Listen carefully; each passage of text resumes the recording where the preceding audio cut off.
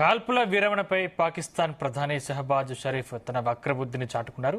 భారత్తో యుద్ధంతో తాము విజయం సాధించినట్లు పేర్కొన్నారు. తమ దేశాన్ని, తమ పౌరులను రక్షించుకోవడానికి తాము ఏది చేయడానికైనా వెనుదిరిగేది లేదన్నారు. పాక్ను ఎవరైనా సవాల్ చేస్తే వారిని విడిచిపెట్టే ప్రసక్తే లేదని వెల్లడించారు. ఇక అంతకుముందు భారత్ నుండి తప్పించుకునేందుకు అమెరికాను ఆశ్రయించింది పాక్. ట్రంప్ మధ్యవర్తిత్వంతో కాల్పుల విరమణకు 2 దేశాలు ఒప్పుకున్నాయి.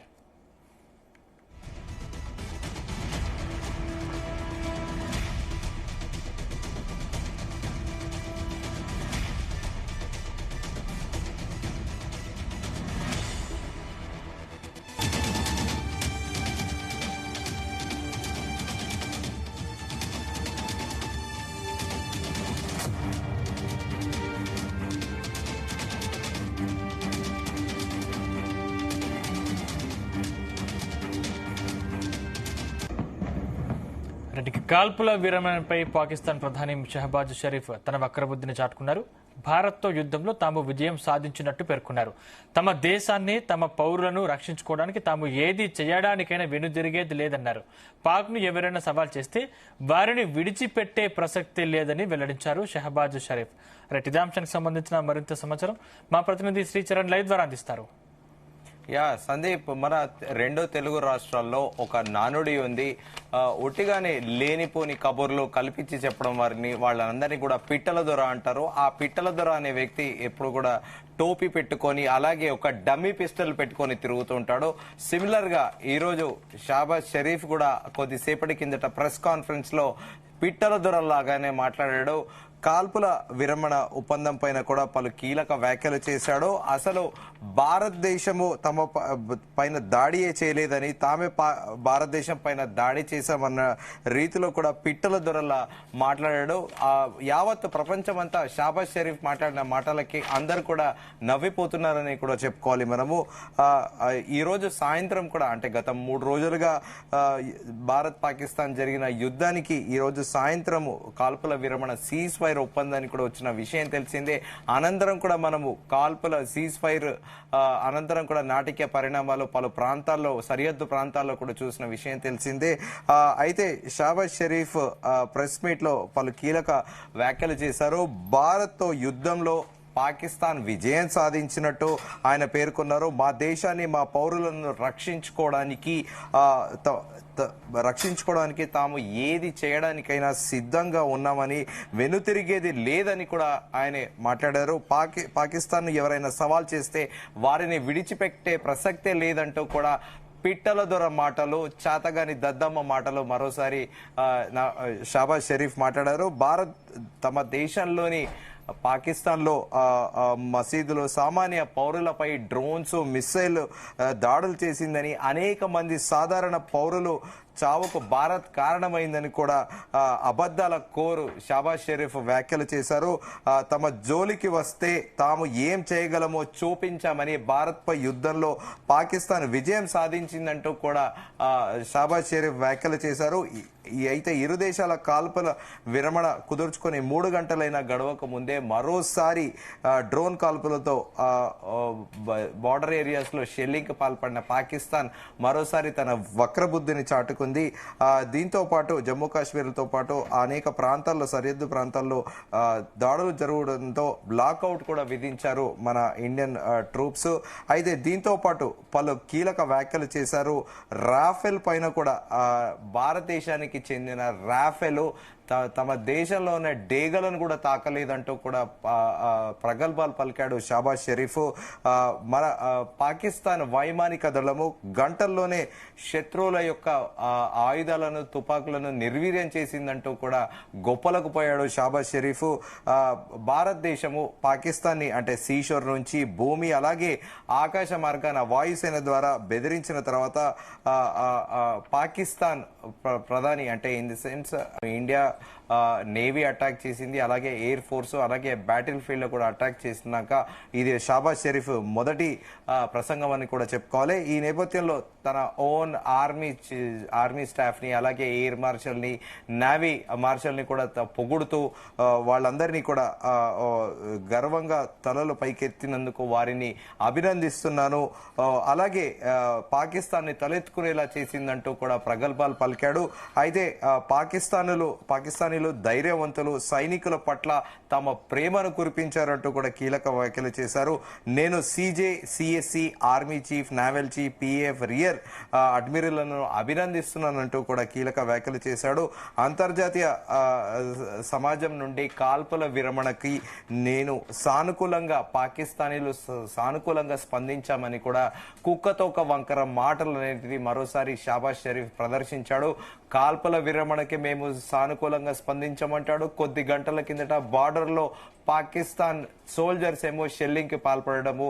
సో పాకిస్తాన్ అనేది అసలు విలువలేని దేశంగా మరోసారి చాలా స్పష్టమైంది. ఇది కాకుండా ఎండ్లో మనకు అత్యంత విశ్వాసపాత్రుడైన మిత్రుడైన చైనా గురించి మనము ఇక్కడ ఖచ్చితంగా మాట్లాడాల్సిందే. ప్రస్తావించకపోతే నా ప్రసంగం అనేది అసంపూర్ణంగా ఉంటుంది అని కూడా చైనా గురించి మరోసారి చైనా అంటే పాకిస్తాన్కు ఎంత ప్రేమ, పాకిస్తాన్కి చైనా అంటే ఎంత ప్రేమ అనేది చాలా క్లియర్ గా తెలిసిపోయింది. దాంతో పాటు చైనాకు నా హృదయపూర్వక కృతజ్ఞతలు అంటూ తెలియజేయాలనుకుంటున్నారు. గత 58 సంవత్సరాలుగా పాకిస్తాన్కు అండగా నిలిచిన చైనా అధ్యక్షుడికి, అలాగే చైనా ప్రజలకు నేను కృతజ్ఞతలు తెలుపుతున్నానంటూ కూడా షాబాజ్ షరీఫ్ కీలక వ్యాఖ్యలు చేశాడు. We have responded positively to the ceasefire call from the international community. Pakistan showered their love for their brave soldiers. On this, I congratulate CGAC Army Chief, Naval Chief, Rear Admiral of PAF అంటూ కూడా ఆయన వ్యాఖ్యానించాడు.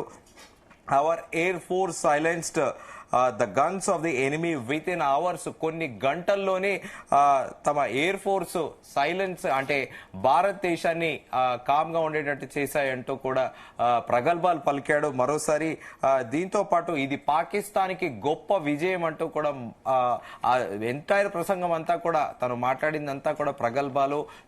పిట్టల దొర, అలాగే తుపాకీ రాముడు అన్న చెందిన షాబాజ్ షరీఫ్ ఒక దేశ ప్రధానిగా మాట్లాడకుండా ఒక పిట్టల ధర సంభాషించినట్టు కూడా చాలా క్లియర్ గా ఉంది. దీంతో పాటు అసలు రాఫెల్ యుద్ధ విమానం అనేది కనీసం తమ దేశంలో Rafale confronted out eagles and failed అంట. కనీసం తమ డేగల్ని కూడా తాకలేదు కదా, పక్షుల్ని కాదు కదా, రాఫెల్ దేన్ని కూడా తాకలేకపోయిందంటూ కూడా వెటకరంగా మాట్లాడాడు. సో నిజంగానే ఒకవేళ ఇప్పుడు యుద్ధం ప్రారంభమైతే రాఫెల్ గనుక పాకిస్తాన్ భూభాగంలోకి చొచ్చుకొని వెళితే అసలు పాకిస్తాన్ వరల్డ్ మ్యాప్ లో ఉంటుందా, షాబాజ్ షరీఫ్ కి మతి ఉండి మాట్లాడుతున్నాడా అనేది కూడా సోషల్ మీడియా వేదికగా కామెంట్స్ పెడుతున్నారు. రాఫెల్ అనేది అత్యాధునిక, ప్రపంచంలోనే అత్యాధునిక యుద్ధ విమానము ఈ మోడర్న్ జనరేషన్ లో.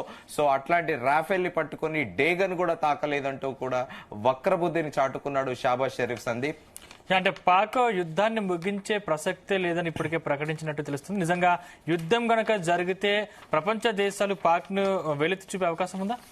ఖచ్చితంగా చైనా ఇప్పటికే మద్దతు ఇస్తారని కూడా ప్రకటించింది. ఈ మేరకు చైనాకు చెందిన దౌత్యవేత్తలు కూడా మన Indian Ministry of External Affairs కి చెందిన దౌత్యవేత్తలతో మాట్లాడారు.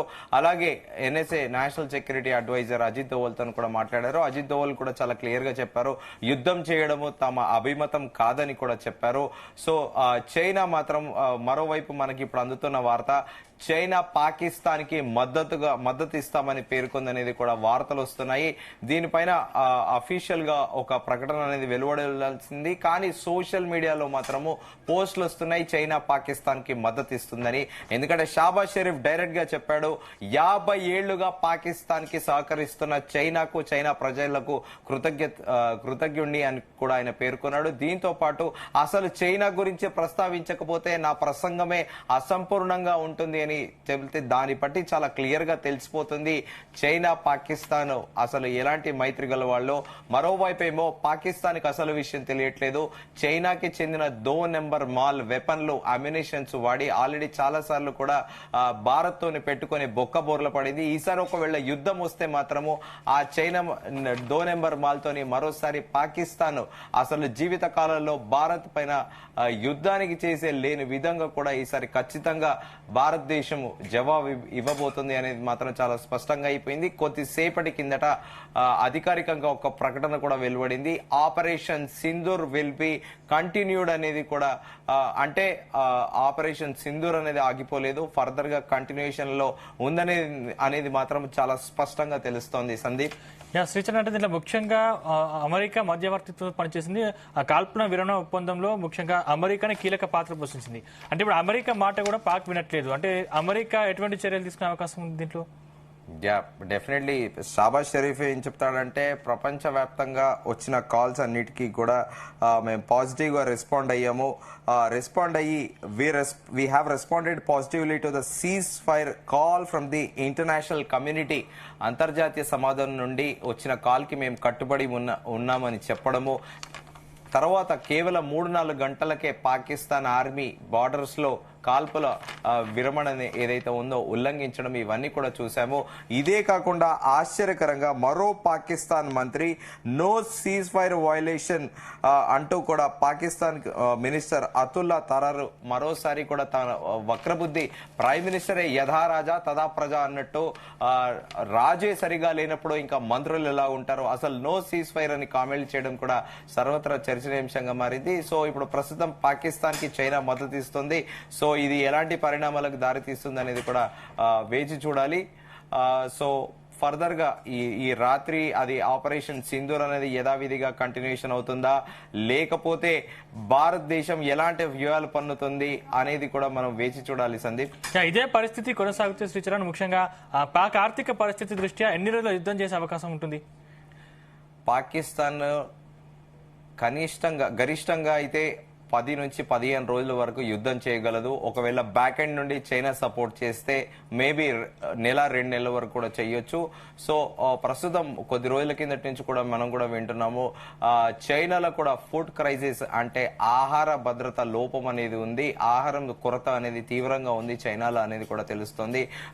చైనాతో పాటు కరోనా టైంలో కూడా మనం విన్నాము, నార్త్ కొరియాలో ఆహార కొరత ఉంటే ఇంట్లో పెంచుకునే పెట్లు, కుక్కలను తీసుకెళ్లి ప్రభుత్వం బలవంతంగా లాక్కొని అదే కుక్కల్ని ముక్కలుగా చేసి గవర్నమెంట్ సెంటర్స్ లలో ఆ మీట్ అమ్మిందనేది కూడా తెలుస్తుంది. సో ప్రస్తుతం అంటే వార్తలు వింటున్నాము, చైనాలో ప్రస్తుతం ఫుడ్ క్రైసిస్ అనేది ఉందని. సో చైనాలో ఉన్న ఫుడ్ క్రైసిస్ ని ఓవర్కమ్ చేసి పాకిస్తాన్ కి ఎలా సాయం చేస్తుంది అనేది కూడా ఒక క్వశ్చన్ మార్కే. కానీ అమ్యునేషన్స్, అంటే ఆయుధాలు గాని, యుద్ధ విమానాలు గాని ఇవ్వచ్చు, కానీ గ్రాంట్స్ కానీ, ఎయిడ్స్ కానీ, అంటే డబ్బుల పరంగా కానీ అవి చైనా ఇస్తుందా లేదా అనేది చూడాలి. కానీ చైనా మాత్రం ఖచ్చితంగా పాకిస్తాన్ కి మద్దతు ఇస్తుంది అనేది మాత్రం చాలా క్లియర్ గా స్పష్టమైంది. సందీప్, శ్రీచరణ్, ముఖ్యంగా భారత్ పాక్ మధ్య అణుయుద్ధం వస్తుందా అన్న చర్చ నడుస్తుంది ఈ రోజుతో. అంటే ఒకవేళ అణుయుద్ధం జరిగితే ఎలాంటి ప్రభావాలు ఉండే అవకాశం ఉంది?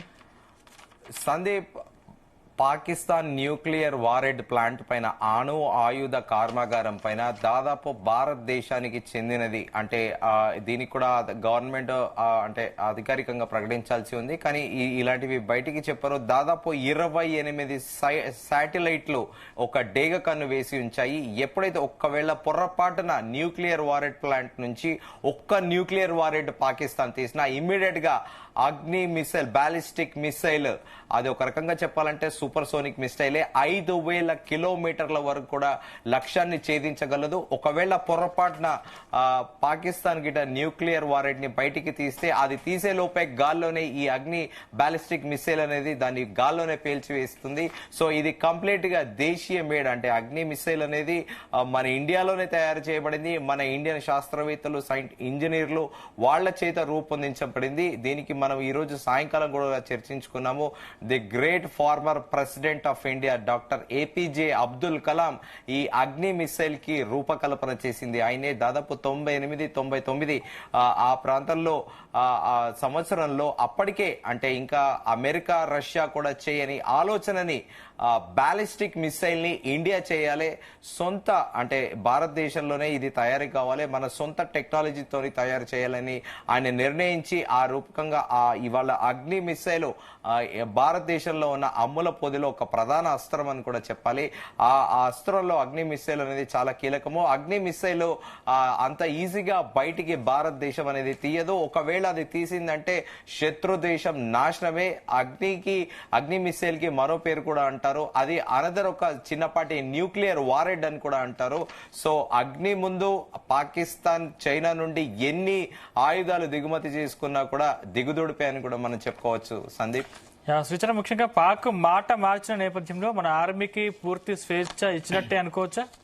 డెఫినెట్ గా విక్రమ్ మిస్ట్రీ ఎవరైతే విదేశాంగ కార్యదర్శి ఉన్నారో ఫ్రీ హ్యాండ్ ఇచ్చామని కూడా చెప్పారు చాలా క్లియర్ గా. భారత భద్రతా దళాలకి పూర్తి స్వేచ్ఛనిచ్చాము. గట్టిగా అంటే రిటాలియేషన్ అనేది పాకిస్తాన్ ఊహించని విధంగా ఉండబోతుంది అనేది మాత్రం మనకి చాలా క్లియర్ గా తెలుస్తుంది. ఎందుకంటే ఎవరైనా మనిషి అన్నవాడు ఒక మాటకి కట్టుబడి ఉండి ఒక మాటకి ఒక అండర్స్టాండింగ్ వచ్చాక ఆ మాట మీద నిల్చునే ప్రయత్నం చేస్తారు. సరిగ్గా 5 గంటలకి ప్రకటన వచ్చింది. DGMOలో అంటే ఇరు దేశాల అటు పాకిస్తాన్ అలాగే భారతదేశానికి చెందిన సైనిక అధికారులు ఒక ఒప్పందానికి వచ్చి మధ్యాహ్నం 3:30కి సీజ్ ఫైర్ చేయాలంటే అఫీషియల్ గా 5 గంటలకి ప్రకటన వచ్చాక 9 గంటలకి మరోసారి LOC ప్రాంతాల్లో అటు అమృత్సర్ గాని ఇటు శ్రీనగర్ లో గాని పలు ప్రాంతాల్లో షెల్లింగ్ చేయడము, డ్రోన్ల దాడి చేయడము. పాకిస్తాన్ అసలు మాట మీద నిల్చునే పాకిస్తాన్ లో ఉన్న వాళ్ళు మనుషులా లేకపోతే ఇంకా ఏంటా అనేది అన్న చర్చ కూడా నడుస్తోంది. సో కాల్పుల విరమణ ఉల్లంఘించిందే పాకిస్తాన్, మళ్ళీ మేము ఎలాంటి వయలేషన్ చేయలేదని చెప్పడము, మేము భారతదేశానికి తగిన బుద్ధి చెబుతామని ప్రగల్భాలు పలకడము, ఒక పిట్టల దొర లాగా ఈ రోజు షాబాజ్ షరీఫ్ ప్రసంగం అనేది. షాబాజ్ షరీఫ్ కూడా అలాగే ఉన్నాడు, ఒక హ్యాట్ ఒకటి లేదు ఆయన నెత్తి మీద, మిగతాదంతా రెస్ట్ అలాగే ఒక పిట్టల దొరలాగా కనిపించాడు. సందీప్, అంటే ఇండియా పాకిస్తాన్ వారు మొదలైనట్టే కనిపిస్తుంది. అంటే రేపటి నుంచి ఎలా ఉండే అవకాశం ఉంది? డెఫినెట్ గా ప్రస్తుతానికి LOCలో మన సైనికులు గట్టిగా రిటాలియేట్ అయితే చేస్తున్నారు. పాకిస్తాన్ కాల్పులు చేస్తే దానికి ఒక్క రౌండ్ కాల్పులు చేస్తే దాదాపు 2 రౌండ్ల ఫైరింగ్ కూడా చేస్తున్నారు. రిటాలియేషన్ చాలా గట్టిగా ఉంటుంది. కానీ ఇంకా పూర్తి స్థాయిలో యుద్ధం అనేది ఎప్పుడు ప్రారంభమవుతుంది అనేది కూడా మనకి తెలియాల్సి ఉంది. కానీ ఈ మోడర్న్ ఫేర్ లో అంతా అంటే ఓల్డ్ ఫెనామినా తిరగా కన్సర్వేటివ్ వార్ తిరగా అంటే ఫీల్డ్ లో నిల్చొని ఒక సోల్జర్ ఇంకో సోల్జర్ ని కాల్చుకోవడం కాకుండా direct missile advanced sophisticated technology ఉంది.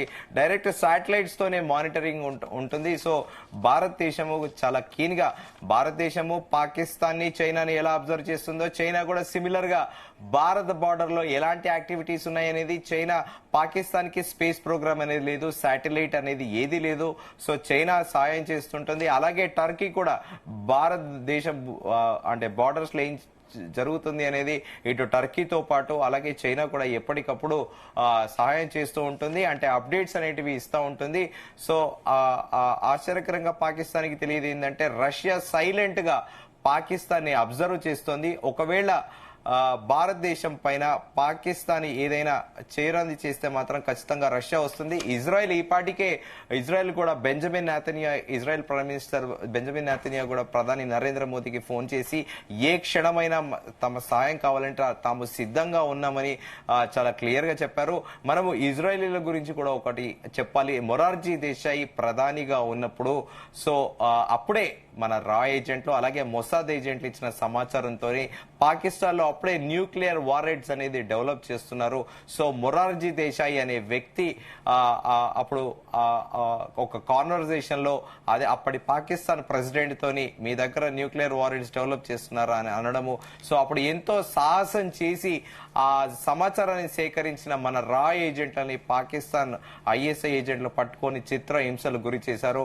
సో మొసాద్ అప్పుడు కూడా వెళ్ళేసి మీ తరఫున వెళ్ళి మేము ఆ న్యూక్లియర్ వారెడ్స్ డెవలపింగ్ స్టేజ్ లోనే అంటే తయారీ దశలో ఉన్న స్టేజ్ లోనే దాన్ని పేల్చేసి వస్తామని మొసాద్ ఏజెంట్లు అన్నప్పటికీ అప్పటికి కూడా భారతదేశము ఎందుకంటే లీడర్షిప్ అనేది చాలా వీక్ గా ఉండే ఎర్లియర్ డేస్ భారతదేశంలో, కానీ ఇప్పుడు భారతదేశానికి ఒక స్ట్రాంగ్ లీడర్షిప్ అనేది ఉంది.